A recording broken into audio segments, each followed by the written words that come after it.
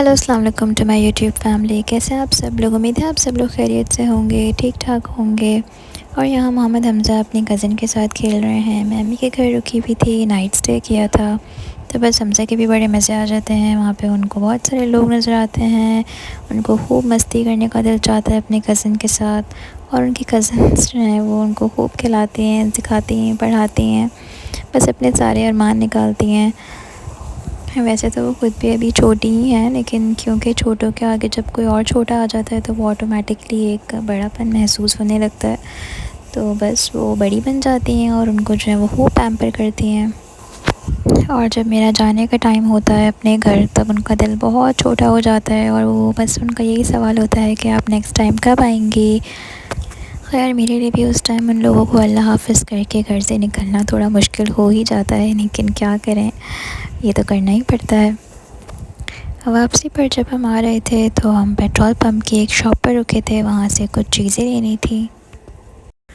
ऐसी जगहों पर आकर मोहम्मद हमज़ा भी बड़े एक्साइटेड हो जाते हैं। उनको बहुत मुश्किल से कंट्रोल करना पड़ता है। सारे बच्चे हैं, इतनी अट्रैक्शन की चीज़ें रखी हुई होती हैं कि बच्चे क्या बड़े भी अट्रैक्ट हो जाते हैं, इतनी ऑर्गेनाइज्ड और इतनी लाइट्स और कलर्स में। लेकिन हम अभी से ही कोशिश करके उसके अंदर ये आदत डाल रहे हैं कि ऐसा नहीं है कि उसने जो भी चीज़ उठानी है वो चीज़ हमने लेनी है। हम उसको नो करके, है तो वो बहुत छोटा अभी, लेकिन फिर भी हम उनको एक उँगली के इशारे से या कभी मुँह से नो बोल के हम मना करके उस चीज़ को वापस रख देते हैं। क्योंकि ज़ाहिर है वो तो ना समझे, उसको तो नहीं पता कि क्या चीज़ लेने वाली है और क्या चीज़ नहीं। नाश्ता ले लिया था यहाँ से और अब हम घर की तरफ चल पड़े थे।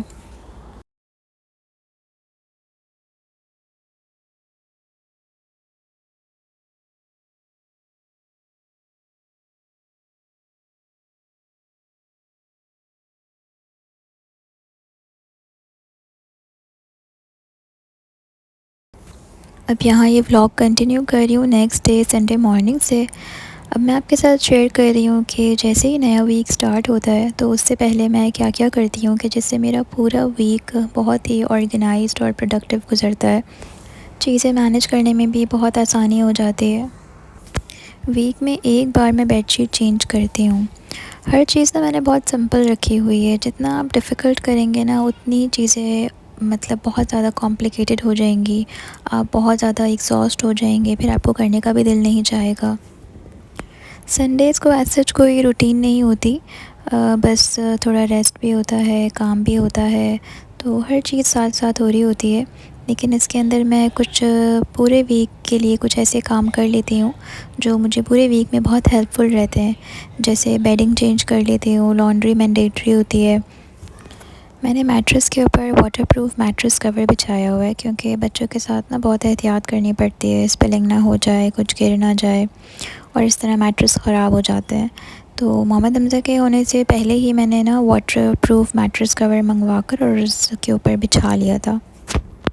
अच्छा, एक काम मैं ये भी करती हूँ कि जैसे इस टाइम के ऊपर ना मैं विंडोज़ वगैरह खोल देती हूँ, कर्टन्स हटा देती हूँ, ताकि जो है ना धूप लग जाए मैट्रेस को अच्छी तरीके से। कभी मौका मिलता है तो काफ़ी देर के लिए ऐसे ही छोड़ देती हूँ, बेडशीट नहीं बिछाती। फिर जब ज़रा थोड़ी धूप लग जाती है तो फिर मैं बिछा देती हूँ।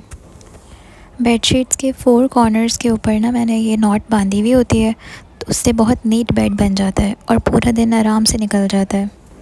अच्छा, ये काम मैं तब करती हूँ जब जैसे हम संडे को नाश्ते वगैरह से फ़ारिग हो जाते हैं। फिर मोहम्मद हमज़ा के बाबा भी नाश्ता करके चले गए थे अपने किसी काम से मार्केट में, तो यहाँ पर मुझे मौका मिल गया था कि जो काम मुझे पूरे दिन के करने होते हैं तो वो मैं स्टार्ट कर देती हूँ अपने आराम से, आहिस्ता आहिस्ता होता रहता है काम।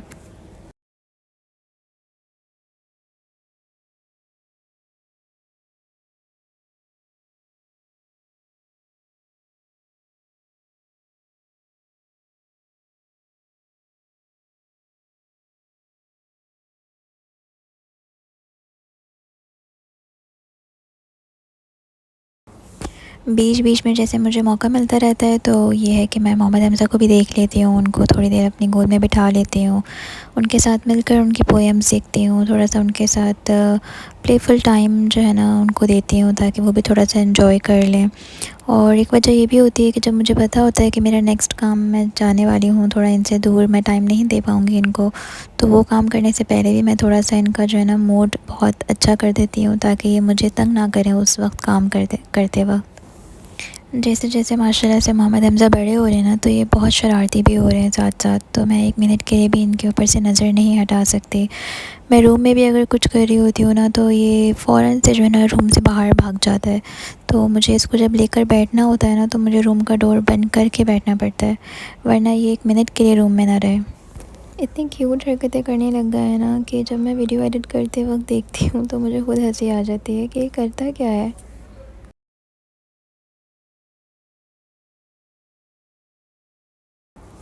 अब यहाँ मैं किचन में आ गई थी, मोहम्मद हमज़ा मेरे साथ ही हैं और मुझे जूस बनाना था क्योंकि दोपहर में बहुत गर्मी हो जाती है, तो बस इसलिए मैंने सोचा था कि सबके लिए जूस बन जाएगा।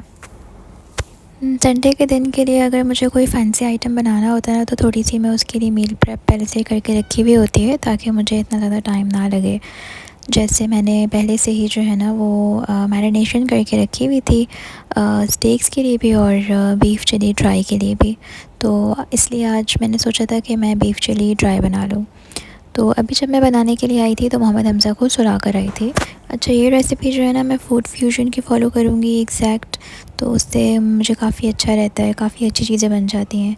तो कभी भी जब इस तरीके की चीज़ें होती हैं ना, तो मैं उसको नोट डाउन कर लेती हूँ स्टिकी नोट्स पर, और जहाँ पर भी मैं अपनी कुकिंग वगैरह कर रही होती हूँ, तो बस वो मैं स्टिकी नोट जो है ना अपने सामने रखती हूँ। उससे होता ये है कि बार बार मुझे मोबाइल नहीं देखना पड़ता और फिर आपके हाथ भी गीले होते हैं, कभी मैसी होता है, तो वो फिर टच फ़ोन को ऑपरेट करना थोड़ा मुश्किल हो जाता है। तो ये एक आसान तरीका है मैंने निकाला हुआ है कि बस मैं स्टिकी नोट के ऊपर वो नोट डाउन कर लेती हूँ सारे जितने भी इंग्रेडिएंट्स होते हैं उनकी क्वांटिटी होती है, और बस वो मैं अपने सामने रख लेती हूँ। मैरिनेशन तो इसमें सारे जितने भी वेट इंग्रेडिएंट्स थे वो मैंने डाले हुए थे, बाकी कॉर्नफ्लावर, मैदा और अंडा, ये चीज़ जो थी ना वो मुझे ऐड करनी थी, तो बस ये चीज़ें इसमें मैं ऐड कर दी थी, और फिर मैं इसकी जो है ना वो अच्छी तरीके से इसको फ्राई कर लूँगी।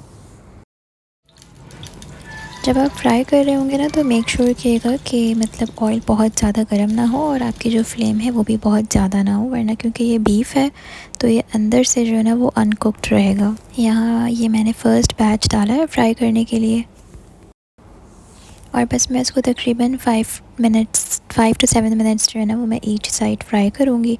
उससे ये है कि ये अच्छा खासा जो है वो टेंडर हो जाता है। और बस जब आपको लगे कि एक साइड जो है वो इसकी फ्राई हो गई है अच्छी तरीके से, तो आपने जो है वो उसको फ्लिप कर देना है। अच्छा, मैं जब हमज़ा को सुला दिया था तो फिर मैंने जो है वो अपने कपड़े वगैरह चेंज कर लिए थे, और फिर असर की नमाज़ पढ़कर और फिर मैं आई थी किचन में। अब यहाँ पर देखिए मैंने क्योंकि मैरिनेशन करके रखी हुई थी और मैंने ऑलरेडी उसकी कटिंग करके रखी हुई थी मैरिनेशन करके, तो मेरा जो कुकिंग टाइम था वो कितना कम हो गया। अब यहाँ पर मैंने जो है ना वो वेजीज़ काटने हैं, और बस फिर मैं इसकी जो है वो ग्रेवी जो है वो बनाने की तैयारी में लग जाऊँगी। बस इसके अंदर 3 वेजिटेबल्स जाते हैं, एक कैप्सिकम, एक अनियन और ग्रीन चिलीज़। ग्रीन चिलीज़ तो हम एंड में ही डालेंगे ताकि वो ज़रा थोड़ी साबुत साबुत सी रहें, और आपको जितना इसके अंदर कैप्सिकम डालेंगे ना इसका फ्लेवर उतना इन्हांस होता है।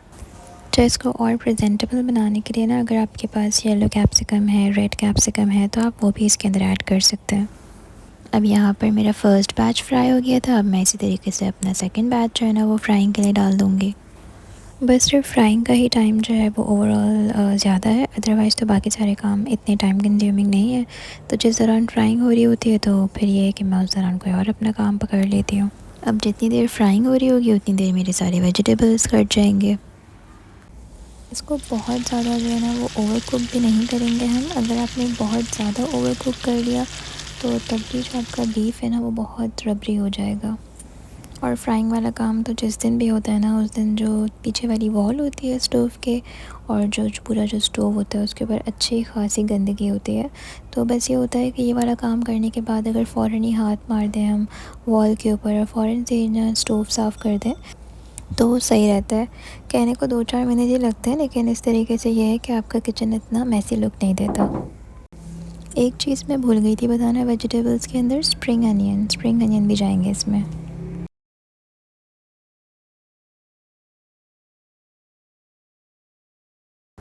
यहाँ पर ये फ्राई भी हो गए हैं और सारे वेजिटेबल्स भी कट गए हैं। तो अब बस सिर्फ एक मेन काम रह गया, वो है मैरिनेशन बनाना इसकी।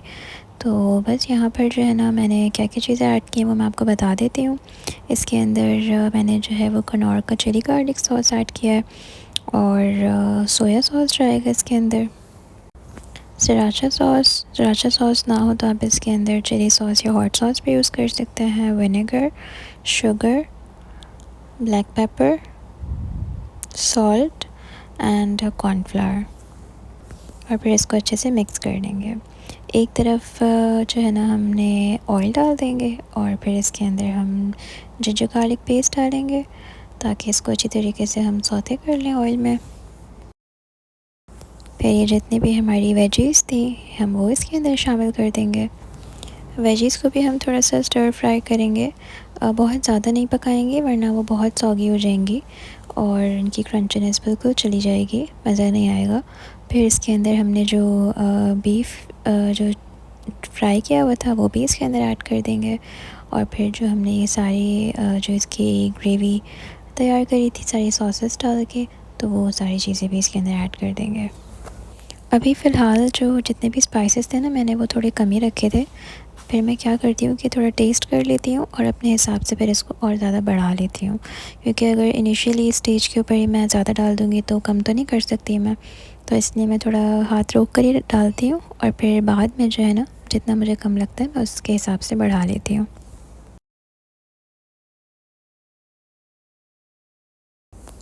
मोहम्मद हमज़ा भी बस थोड़ी देर ही सोए थे, उसके बाद वो उठ गए थे, तो वो फिर मेरे साथ किचन में आ गए थे। कुछ टाइम वो अपने बाबा के साथ थे रूम में, कुछ टाइम वो मेरे साथ हैं किचन में। इनको जो है ना, अब नई नई चीज़ें करने में बड़ा मज़ा आता है। इनका दिल चाहता है कि ये नई नई चीज़ें, बस नई नई हरकतें करते रहें, नई नई चीज़ों को एक्सप्लोर करें। जहाँ तक इनके हाथ पहले नहीं पहुँचते थे वहाँ पहुँचने लगे हैं, तो बस हर चीज़ को टच करना, उसको एक्सप्लोर करना। और बस यहाँ पर मेरा खाना भी रेडी हो गया था। ये बीफ फ्राई कंप्लीट हो गया था। बस आखिर में इसके अंदर मैं सेसमी सीड्स जो होते हैं वो स्प्रिंकल कर दूँगी जस्ट फॉर द लुक। और इसके साथ मैंने वाइट राइस बना लिए थे, जो प्लेन वाइट राइस होते हैं वही बना लिए थे, उससे भी टेस्ट काफ़ी अच्छा आ गया था।